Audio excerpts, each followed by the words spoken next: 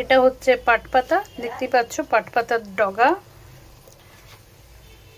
তো এইখানে দেখো বেসন, চালের গুঁড়ি আর লঙ্কা গুঁড়ো দিয়ে মিশিয়ে নিয়েছি, তার মধ্যে পাট পাতাগুলো সুন্দর করে এই যে মেখে নিয়েছি। তারপরে এই যে হচ্ছে ভাজা সুন্দর করে, এই দেখো এইখানে ভাজা কমপ্লিট হয়ে গেছে। টেনটেনা। এবারে হবে টেস্ট। ওইটা নিও না, এই মাঝেরগুলো নাও, মাঝেরগুলো নাও।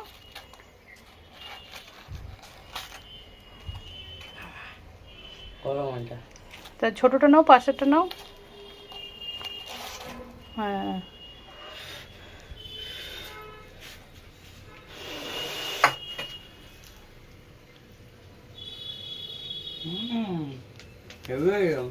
কি খাচ্ছ এটা বলো তো?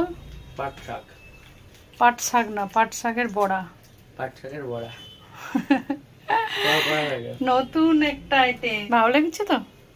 ঠিক আছে, টাটা।